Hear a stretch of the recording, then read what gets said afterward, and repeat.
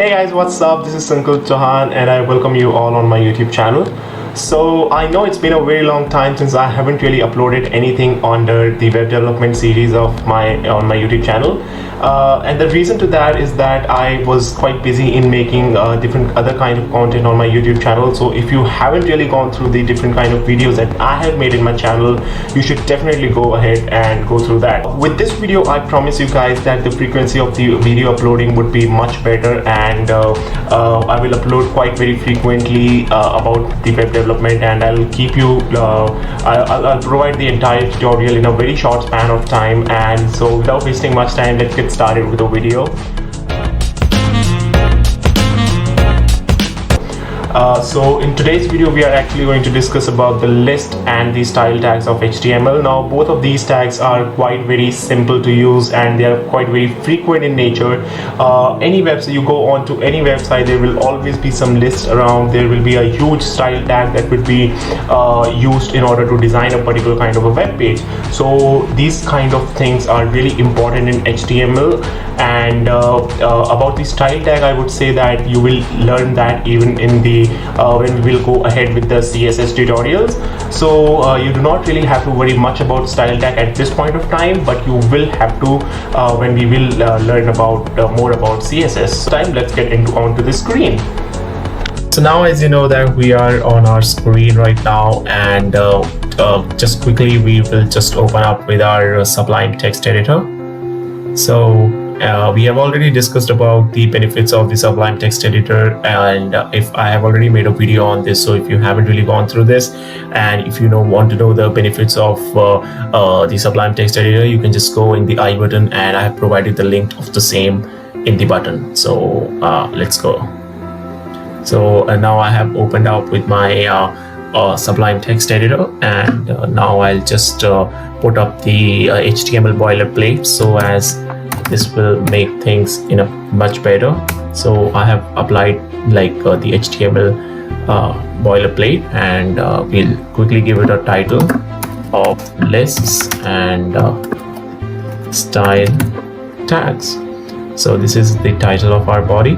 And before starting out with this, I would like to show you the basic structure of list, and would love to know that what exactly are lists, right? So I have just created a small open notepad kind of thing. So this is the three types of basic types of lists that you would come across in your web development journey. And the first one is the very basic and the major one. We call it as the ordered list, right? So now this ordered list is actually represented by this attribute, and this is called as OL.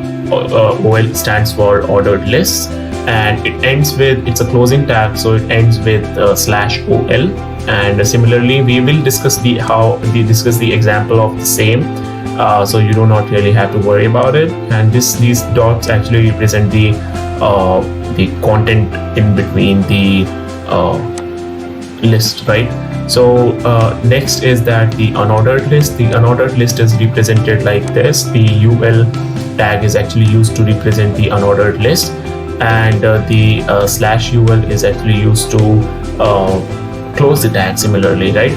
So similarly, there's a third kind of list that we can call it as distribution list, and this distribution list is actually represented. This is a kind of a bit of a complicated list, so I have created a separate description of each of them, right? So I have this like distribution list is represented by DL, the DT represents the term name, and the DD represents each of the term name that we will give. So let's just get started with the example of list, right? So we'll open up with this Sublime, and inside the body tag we will use we'll just introduce a short paragraph of my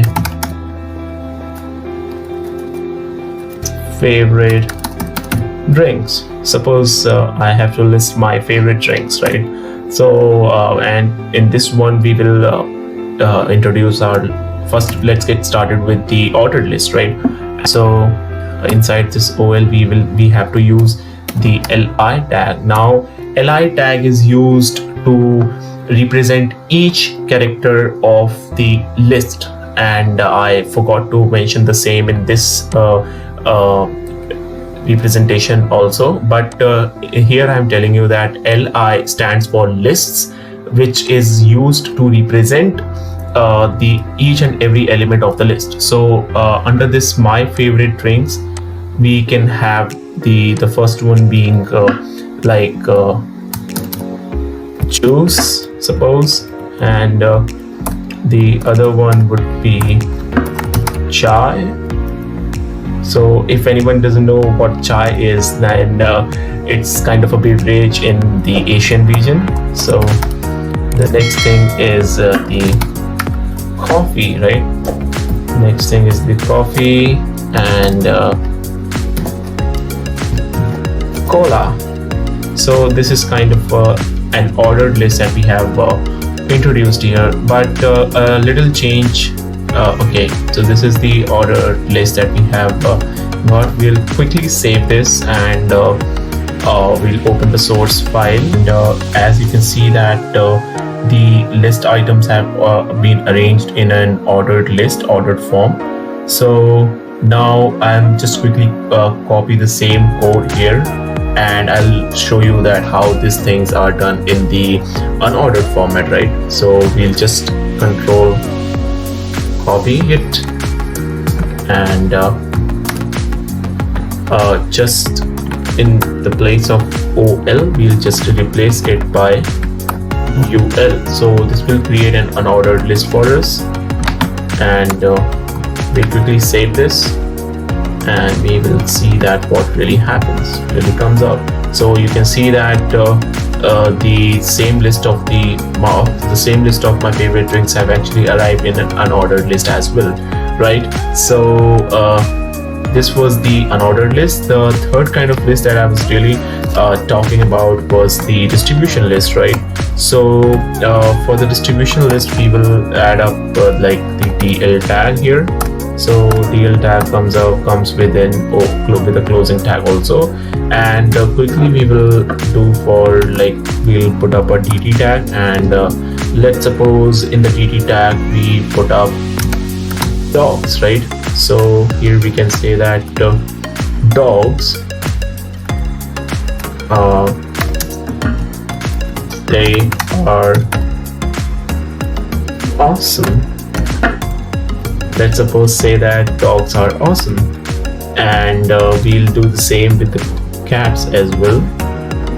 So we'll again do this like DT cats, and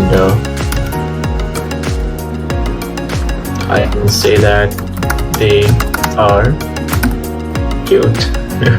Right? So we'll save this again, and yeah, we'll also copy the paragraph here and paste it before the unordered list, right? So as to provide a bit of separation. So we'll save this and we will refresh this. So now you can see that the unordered list is like this, and the distribution list is something like this, right? It describes something that the dogs they are awesome and the cats they are cute, right? So this was the thing. Now let's discuss about the style attribute, right? Now the style tag or the style attribute is actually used after the title tag, and that's kind of a property which we will discuss in the CSS part when we will reach the CSS portion.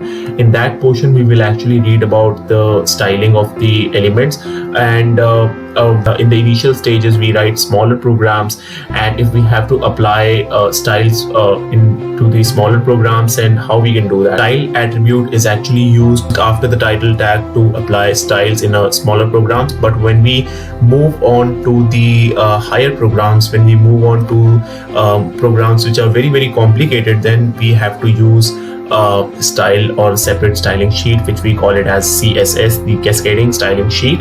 So let's quickly demonstrate that what exactly is styles.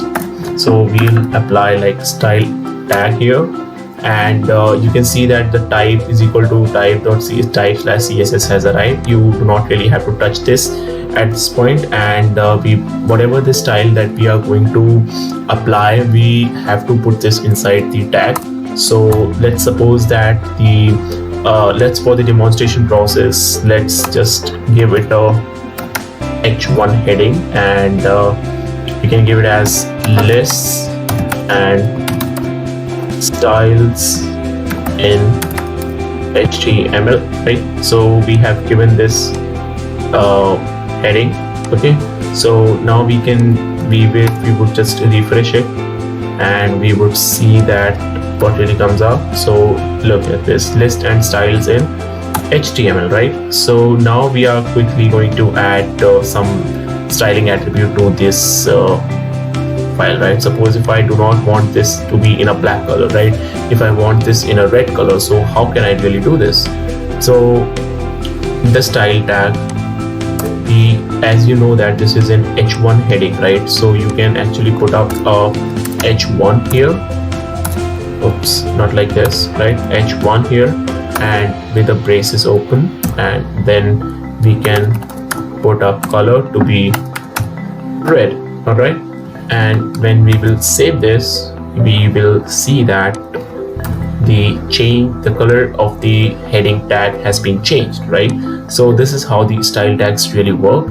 And suppose if we want to change this and we want to make it even bigger than the h1 standard size of the h1, we will just change the font size to be around like 60 pixels, and you can see that when we save this, you can see that the size of the h1 tag has changed. So this is how we can actually change, right? So now suppose if we want to change the color of the paragraph, then how can we do that? So we just have to apply a paragraph here, right? Just the way we did for h1, we have to do it the same for the paragraphs as well. And we want them to be of color blue with a font size of around, I would say, 30 pixels. So let's just save this and refresh this. Alright, so you can see that the my favorite drinks have been highlighted with the blue color and 30 pixel font size. And a little change that you might have noticed is that both of these paragraphs have actually turned out to be blue and 30 pixels. So what if we really want to change only one paragraph and not the other ones? We are going to discuss this in the upcoming video, so do not worry about this at this point, right? So this is it with the paragraph tag.